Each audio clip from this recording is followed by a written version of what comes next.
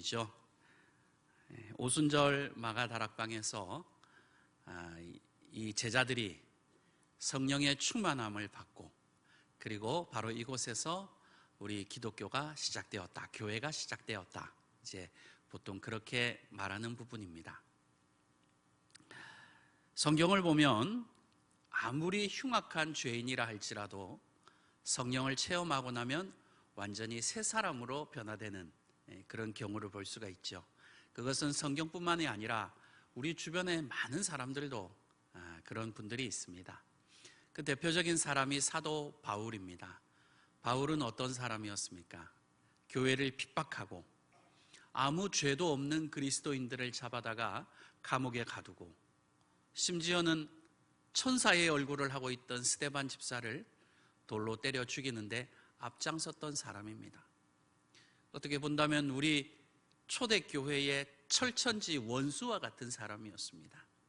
그런데 이 사도 바울이 다메섹으로 가는 길에서, 다마스커스죠, 다메섹, 다마스커스 같은 말입니다. 이 다메섹으로 가는 길에서 성령을 체험하죠. 하늘에서 큰 빛이 비치고 천둥 같은 예수 그리스도의 음성을 듣게 됩니다. 이 성령 체험이죠. 사람이 완전히 변화가 됐어요. 그래서 신약 성경의 거의 절반을 적으실 정도로 우리 기독교에서는 없어서는 안 될 위대한 인물이 되셨죠. 신학자들은 말하기를 기독교 역사에 한 명 나올까 말까한 인물이다, 뭐 그렇게까지 평가하는 정말 대단하신 분이죠.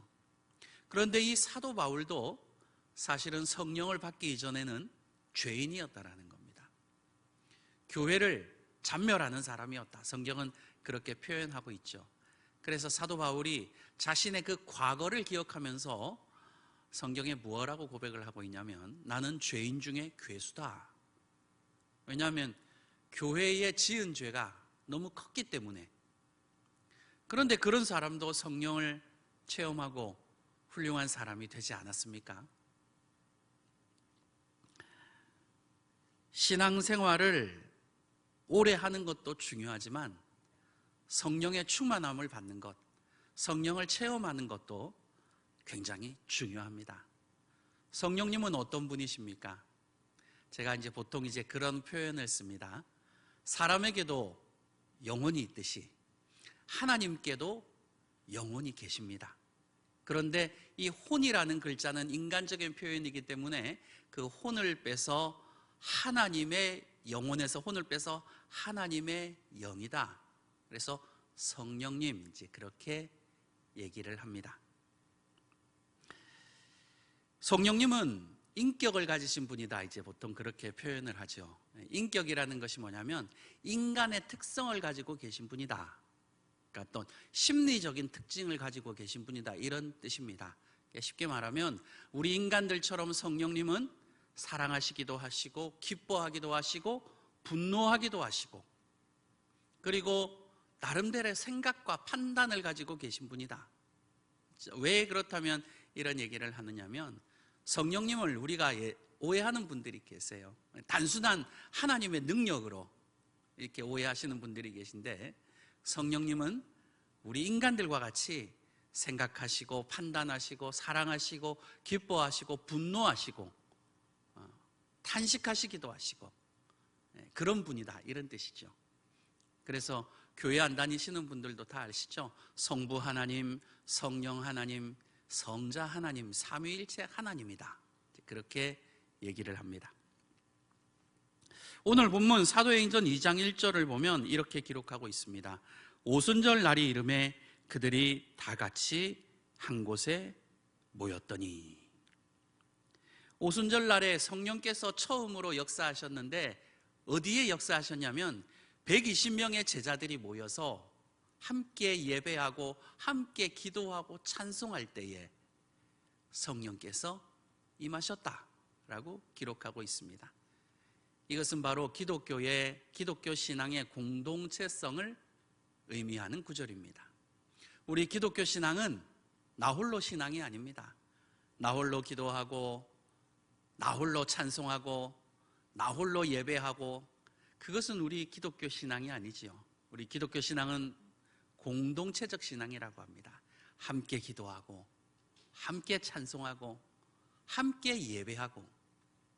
어디서요? 교회에서요.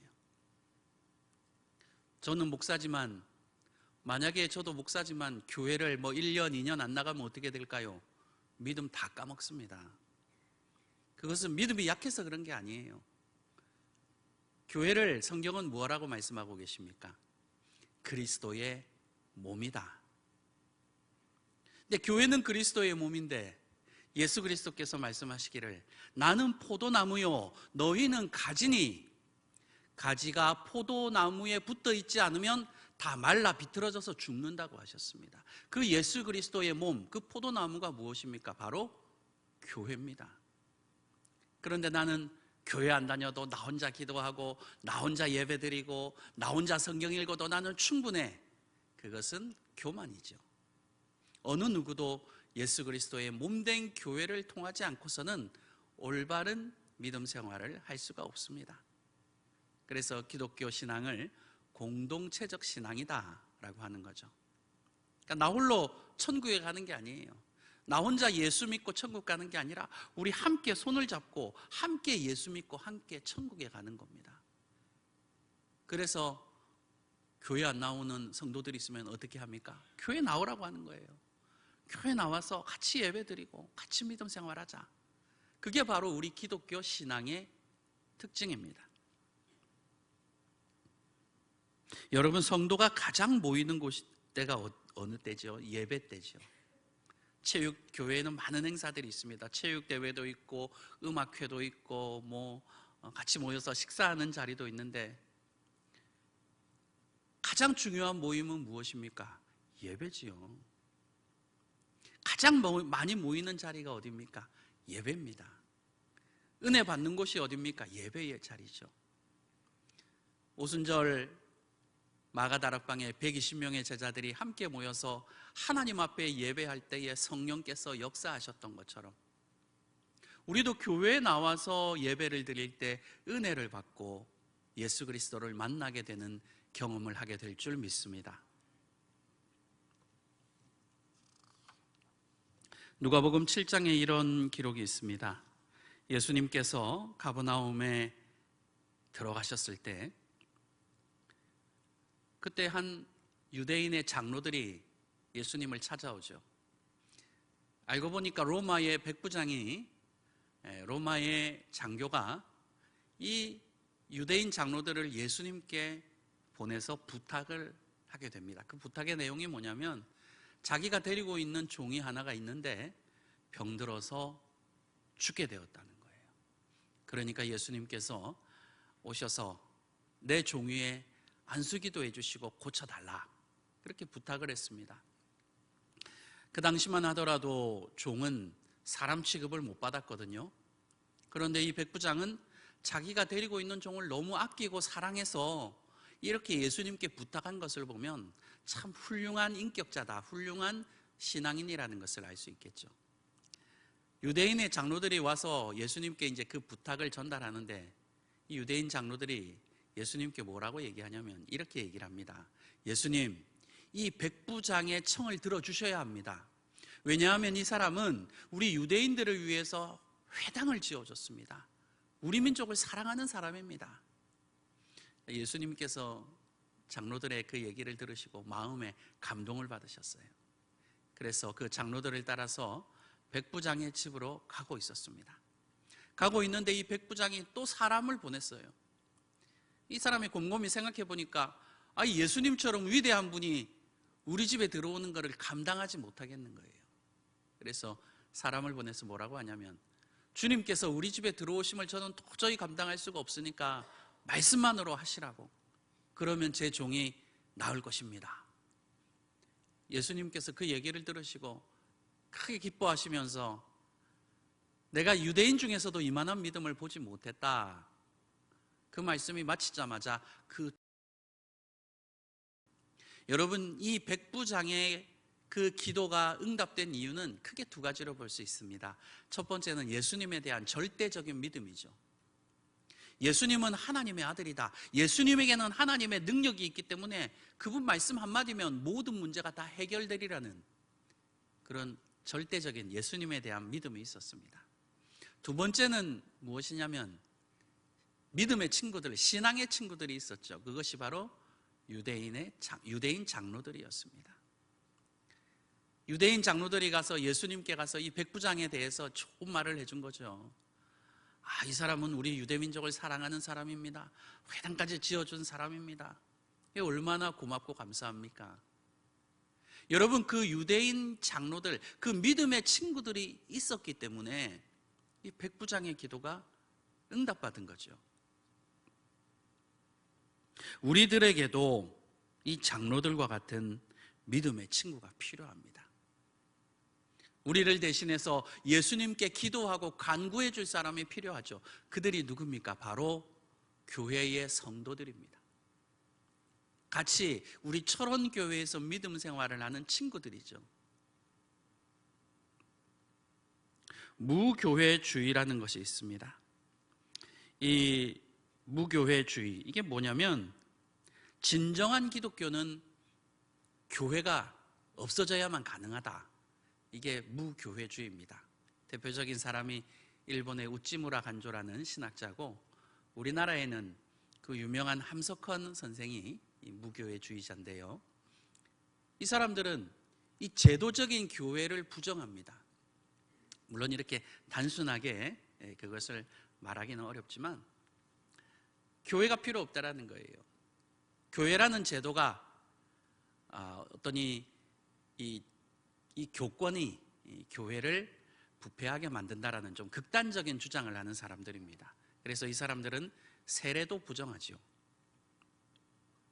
그들은 신앙 공동체를 부정합니다. 그래서 내가 개인적으로 기도하고 개인적으로 예수님을 만나고 개인적으로 예배를 해야 된다. 그러니까 이게 잘못된 신학체계지요. 교회는 예수 그리스도의 몸입니다. 어느 누구도 교회는 없이는 예수님을 만날 수가 없어요. 물론 이분들이 말하는 것을 이렇게 짧은 시간 안에 이렇게 얘기한다는 것이 사실은 그 뜻을 왜곡할 가능성이 많은데, 어쨌든 우리 성경은 말하기를 무교회주의를 얘기하고 있지 않습니다. 교회는 진리의 기둥과 터라고 하셨습니다. 여러분, 진정한 믿음은 교회를 통해서 우리는 얻을 수 있는 것이죠. 오늘 본문에서 이 오순절의 이 성령의 역사도 바로 신앙 공동체 가운데서, 그 예배 드리는 가운데서 이 성령께서 임하셨다라는 거지요. 이것을 보면 성령께서는 바로 교회, 신앙 공동체 위에 역사하신다는 것을 알 수 있습니다. 오늘 본문 2절에는 또 이렇게 기록하고 있습니다. 호련히 하늘로부터 급하고 강한 바람 같은 소리가 있어. 제자들이 성령의 충만을 받을 때 어떤 소리를 들었냐면 마치 강한 바람이 부는 듯한 어떤 그런 소리를 들었다고 했습니다. 성경을 보면요, 이런 비슷한 기록이 많죠. 사도 요한은 밤모섬에서 요한계시록을 받게 되죠. 근데 사도 요한께서 그 당시의 상황을 이렇게 기록하고 있습니다. 요한계시록 1장 10절입니다. 주의 날에 내가 성령에 감동되어 뇌 뒤에서 나는 나팔 소리 같은 큰 음성을 들으니, 사도 요한께서는 말씀하시기를 성령에 감동되자마자 어떤 음성이 들었다고요? 나팔 소리 같은 하나님의 큰 음성을 들었다. 여러분, 하나님의 음성을 들으려면 어떻게 해야 됩니까? 성령의 충만함을 받아야 돼요. 절대로 인간적인 지식으로 내가 무슨 책을 많이 읽는다고 해서 하나님의 음성을 듣는 게 아니에요. 성령의 충만함을 받아야 한다는 겁니다. 성령 받기 전에는 설교를 들어도 그렇게 졸리기만 하고 재미가 없고, 그런데 성령을 받고 나니까 설교 말씀이 얼마나 꿀같이 단지요. 막 귀에 쏙쏙 들어와요. 30분의 설교 시간이 1분처럼 느껴져요. 그전에는 이 목사님의 설교가 인간의 소리같이 들렸는데 성령의 충만을 받고 목사님의 설교를 들어보니까 하나님의 음성으로 들리는 거예요. 사도 요한의 고백처럼 성령에 감동되면 하나님의 큰 음성이 들리는 겁니다.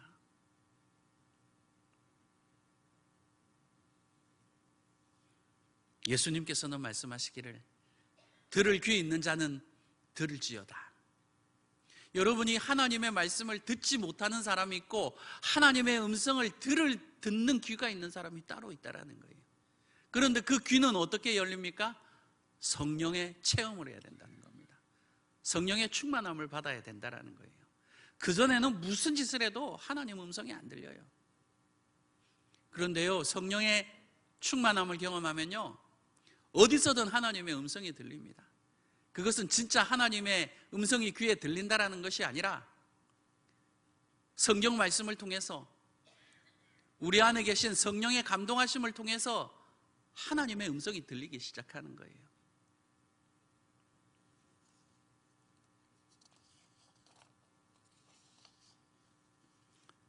또 성령의 충만함을 받으면 말이 많아집니다. 오늘 본문 3절에서는 이렇게 기록하고 있습니다. 마치 불의 혀처럼 갈라지는 것들이 그들에게 보여 각 사람 위에 하나씩 임하여 있더니 불의 혀를 받는다고 하셨어요. 여러분, 은혜 받은 사람들 같이 있으면 어때요? 그 얘기 맨날 해요. 내가 어디서 은혜 받았다, 저기서 은혜 받았다, 여기서 은혜 받았다. 하나님 주신 그 사랑과 은혜가 얼마나 큰지 모른다. 어제 했던 얘기 또 하고 또 하고 말이 많아져요. 그런 얘기가 있잖아요. 우스개 얘기인데 기독교인이 물에 빠져 죽으면 엉덩이만 둥둥 뜬대요. 그리고 왜 그러냐 했더니 입이 물속에서 물고기하고 말한다고. 아니, 왜 그러냐면 이 성령의 충만을 받으면요, 이게 말이 많아져요. 꼭 술 취한 사람 같아요. 근데 그게 성경적입니다.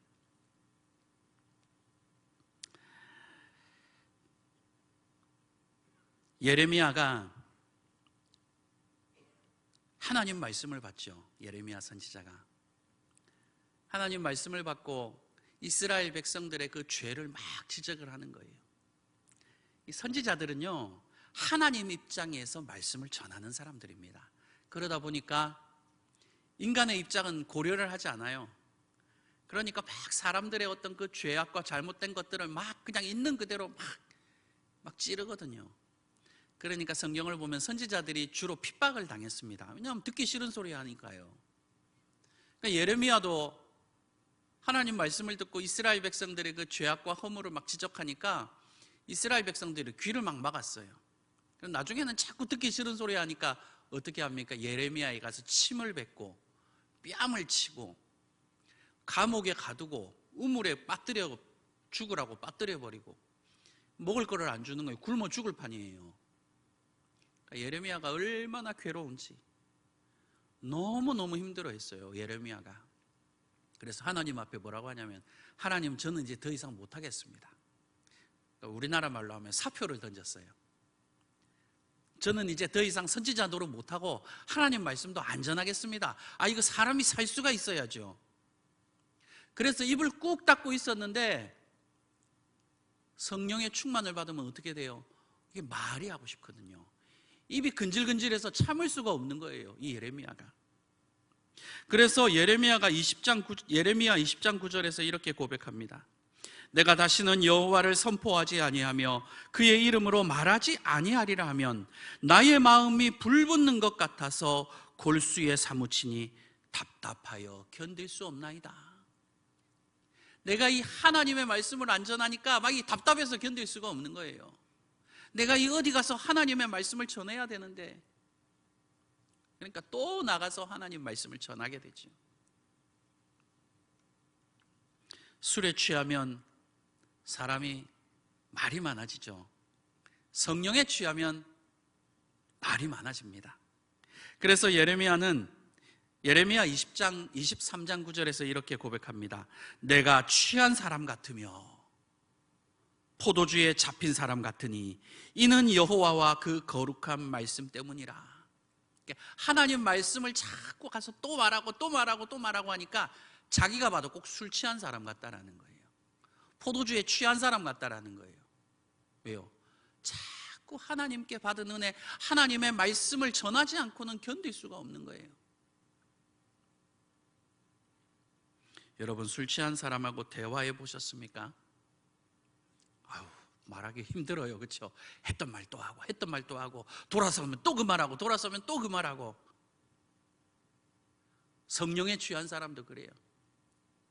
하나님의 은혜를 또 말하고 또 말하고 또 말하고 마치 어제 경험했던 것처럼 오늘 말하는 거예요.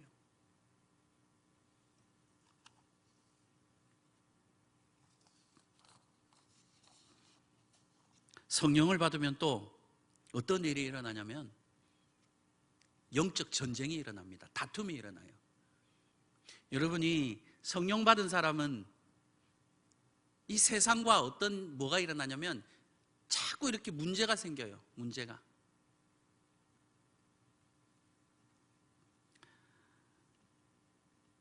제가 예전에 한번 아주 고등학교 때였던 것 같아요.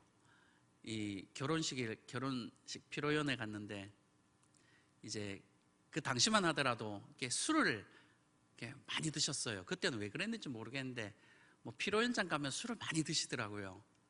실내에서 담배도 피고, 옛날에는 버스에서도 어른들이 막 담배를 피고 막 그러셨거든요. 전 아직도 그 기억이 나요. 그래서 어릴 때는 담배를 이 버스를 타면 그 담배 냄새 때문에 제가 너무 괴로웠던 기억이 나요. 그리고 또 하나가 뭐냐면 그때는 왜 그렇게 술을 많이 드셨는지 몰라요. 결혼식 피로연에 갔는데 옆에 한 노인분이, 나이가 많으신 어르신이 기분이 좋으니까, 제가 그때 고등학생이었던 것 같은데 맥주를 이렇게 주시는 거예요. 그래서 제가 저는 교회 다녀서 술을 안 먹습니다 하니까 갑자기 소리를 빽 지르시면서 교회 다니는 사람은 사람도 아니가 이러시는 거예요. 그러니까 얼마나 민망해요. 제가 잘못한 것도 아닌데 괜히 제가 뭐 죄 지은 것처럼 그러시는 거예요. 그러니까 저희 어머니가 옆에서 괜찮다고 이제 그러셨던 기억이 납니다. 그러니까 별것도 아닌데 자꾸 이렇게 다툼이 생겨요. 왜냐하면 가치관이 다르거든요. 생각이 달라요.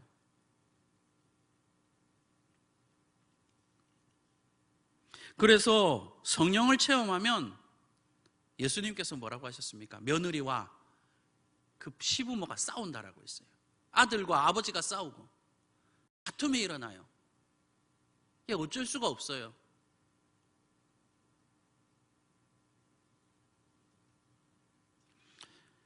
우리 기독교가 이제 그 세상과 다투는 것 가운데 하나가 이제 동성연애에 대한 그 태도 때문이죠.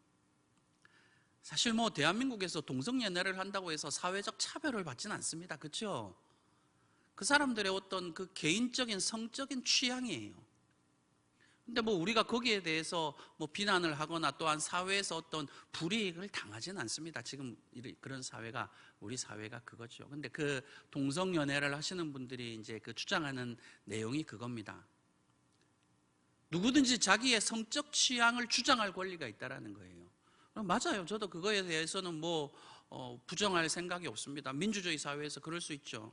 근데 반대로 생각해 보면 동성연애를 반대할 권리도 있어요. 그렇죠?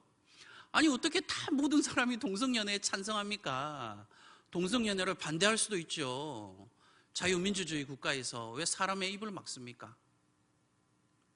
예수 믿는 사람도 동성연애 반대해야 할 수 있는 거 아닌가요? 근데 왜 자꾸 세상 사람들은 그것 가지고 교회에 손가락질 하는지 모르겠어요. 이 세상 사람들이 그러면 다 동성연애하면 이 세상이 어떻게 되겠습니까? 누가 애를 낳아요? 그럼 나라 망하는 거잖아요. 동성연애에 죄를 짓는 것은 그들의 자유지만 동성연애를 반대할 수 있는 자유도 우리에게 있다라고 저는 생각을 합니다. 레위기 18장 22절에서 너는 여자와 동침함 같이 남자와 동침하지 말라. 이는 가증한 일이니라. 성경은 분명히 말씀하시기를 동성연애는 하나님 앞에서 가증한 일이라고 하셨어요. 그래서 우리가 하나님 말씀대로 살기 때문에 우리는 반대한다라고 말할 자유가 있는 거죠. 누구도 우리의 자유를 침해할 수는 없습니다. 그런데 이런 문제 때문에 자꾸 세상과 교회가 다툼이 일어나는 거죠. 근데 그것은 우리가 잘못해서 그런 게 아닙니다. 예수님이 말씀하셨잖아요. 내가 불을 던지러 세상에 왔다고. 나로 인해서 가족이 서로 싸우고 이웃과 같이 싸우게 될 것이다. 그게 뭐냐면 서로 싸우고 미워하면서 살라는 말씀이 아니라 예수님을 믿는 믿음으로 살다 보면 세상의 가치관과 부딪힐 때가 분명히 있다라는 뜻입니다.